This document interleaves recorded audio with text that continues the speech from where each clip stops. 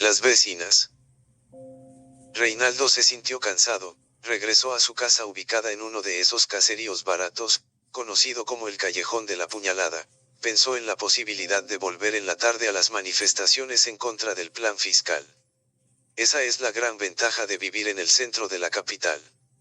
El Callejón de la Puñalada es habitado por gentes laboriosas, operarias en fábricas, empleadas domésticas en casas de judíos, meseras en restaurantes chinos, una que otra puta callejera y los de la casa de putos de Raquel, que recién se ha instalado en el Callejón de la Puñalada. Los hombres, jóvenes y viejos, de igual manera, trabajan en lo que sea, terminan sus vidas alcoholizados. Por lo general, estos habitantes son inmigrantes o nacidos en las zonas campesinas de Besania, zona norte, zona sur, el puerto y sus alrededores. Algunos otros han nacido y crecido en la misma capital de Besania. Muchos sin poder ubicarse, el hambre los llevó a tomar lo ajeno y correr desmadrados. En una época les llamaron chepulins y algunos de ellos cuando eran atrapados terminaban en orfanatorios. Luego de un tiempo de volver a las calles eran aprehendidos por la policía y los llevaban al reformatorio. Después de una carrera juvenil delictiva, terminaban en la cárcel para adultos.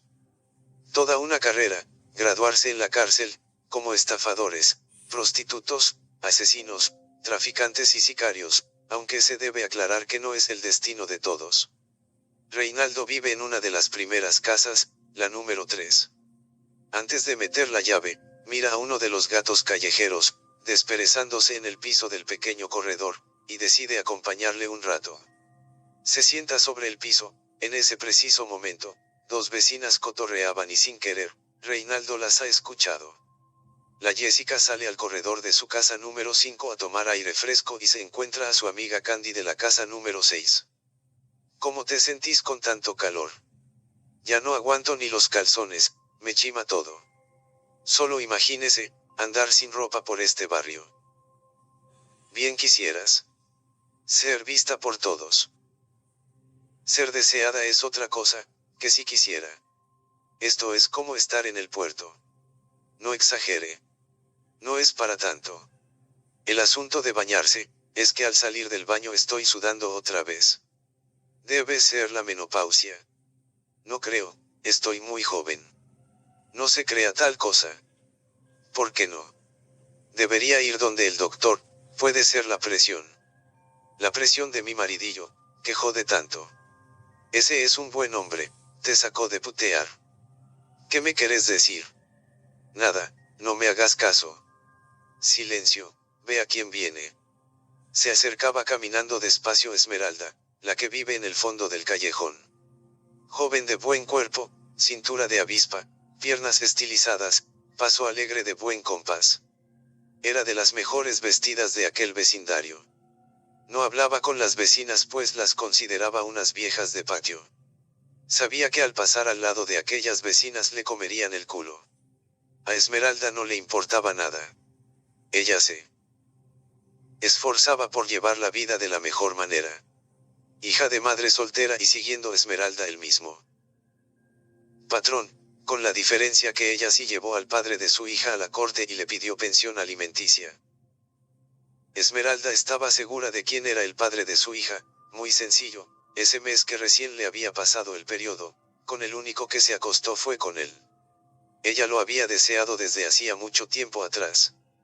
Se la jugó, por decirlo de alguna manera, aunque seguía encontrándose con otros hombres por dinero.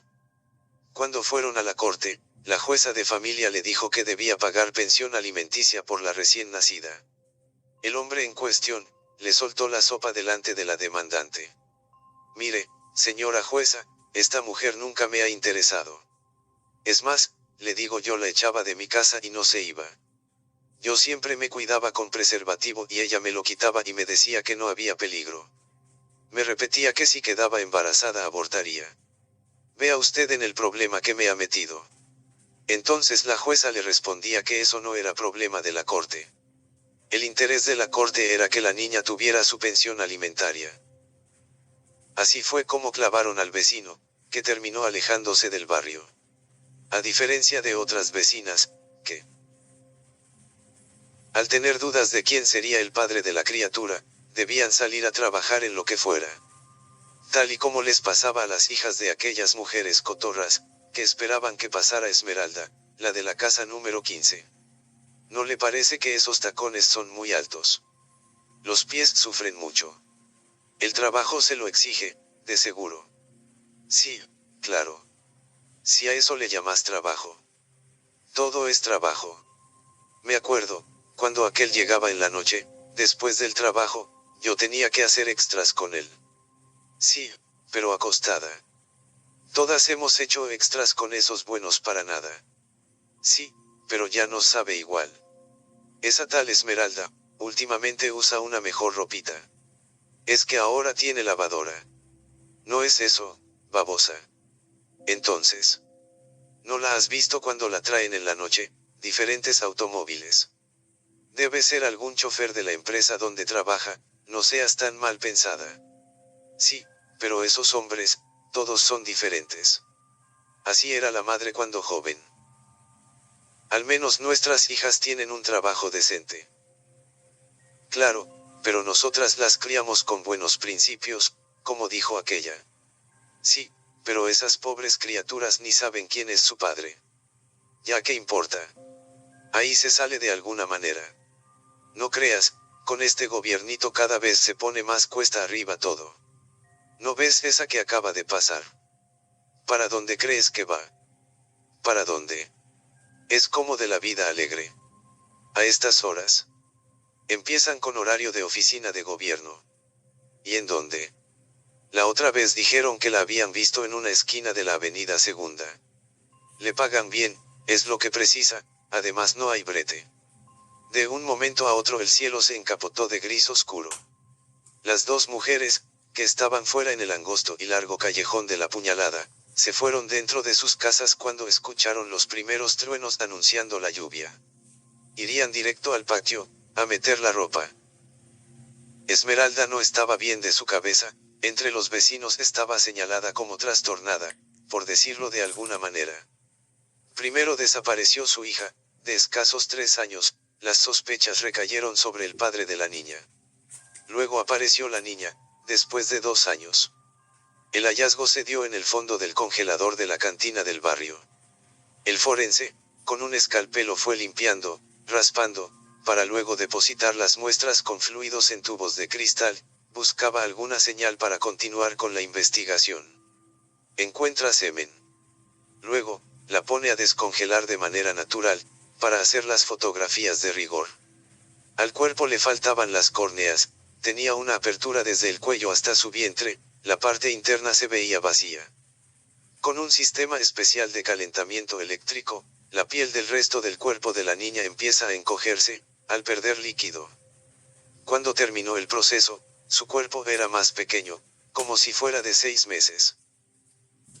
Los agentes de la policía especial regresaron al lugar tratando de buscar más evidencia. En la cantina. No se encontró nada. La búsqueda continuó en la parte de atrás de la propiedad, localizaron un cajón de madera debajo de unas cajas plásticas de botellas de cerveza. Al abrir el cajón, se localizó ropa empacada en bolsas de papel. Todo fue llevado al laboratorio, junto a otros elementos de posibles evidencias. El análisis concluyó que había semen de 2 tipos diferentes, eyacularon en la ropita de la niña. Se logra confirmar por el ADN que una de las muestras era de su padre y la otra no coincidía con ninguno de los otros interrogados, entonces todo el peso de la ley recayó sobre su progenitor. Dentro de aquellas bolsas había indumentaria policíaca, armas de fuego, y carnés policíacos. El callejón de la Puñalada.